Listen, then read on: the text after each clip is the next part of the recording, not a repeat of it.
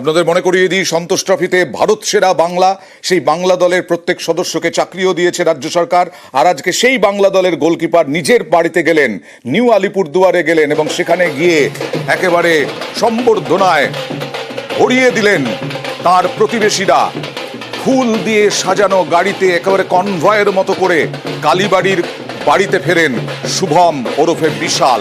Station থেকেই ফুল মালায় শুরু হয় সম্বর্ধনা। ছেলে বাড়ি ফেরায় খুশি পরিবার পরিজন, আত্মীয় স্বজন, প্রতিবেশীরা। তাদের কাছে গর্বের শুভম রায়, কারণ সন্তোষ ট্রফি জয়, ভারত সেরা আর গোল বাঁচিয়েছেন সেই শুভম। এতদিন বাদে বাড়ির মানে জায়গায় আসতে, হোম টাউনে আসতে পেরেছি ফ্যামিলির কাছে, তারপরে আমার সব মানে গুরুজনেদের কাছে, আমার নেবারদের কাছে। তো খুব ভালো লাগছে সেটা। আর এত সুন্দর, এত সম্মান, এত কিছুভাবে আদর আপ্যায়নভাবে মানে রিসিপশনটা খুবই মানে ভালো লাগছে এটা।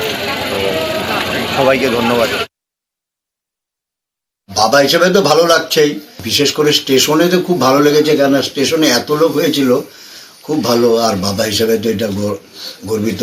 আমাদের মাননীয় মুখ্যমন্ত্রী ওরা 1 তারিখে এখানে আসছে, 2 তারিখে ওনাদের ডেকে 50 লাখ টাকা বলছে চাকরি দেবে 1 মাসের মধ্যে।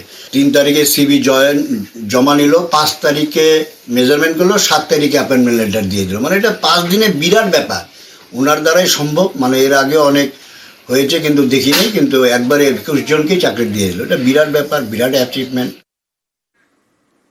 আর ডুয়ার্সে হাতির তাণ্ডব চলছেই দেখুন, একেবারে রিসর্টে ঢুকে পড়লো হাতি, গেট ফেট ভেঙে, দেখুন সেই অবস্থা, গেট ভেঙে রিসর্টে ঢুকে পড়লো হাতি। পর্যটকরা ভয়ে এদিক ওদিক ছুট লাগালেন, পর্যটকরা ছবি তুলতে গেলেন, আর এই ঘটনায় ছবি তুলতে গেলেই তেড়ে যায় হাতি, ভাঙচুর চালায় রিসর্টে। দেখছেন সেই ছবি, মঙ্গলবাড়ির কাছে রিসর্টে ঢুকে পড়ে এই হাতি।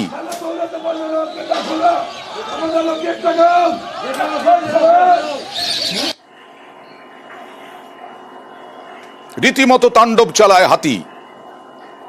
গেটটা লাগানোই ছিল, এই দেখুন তেড়ে আসছে হাতি।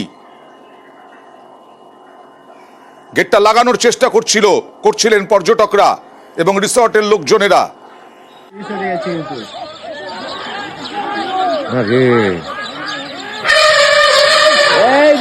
দিল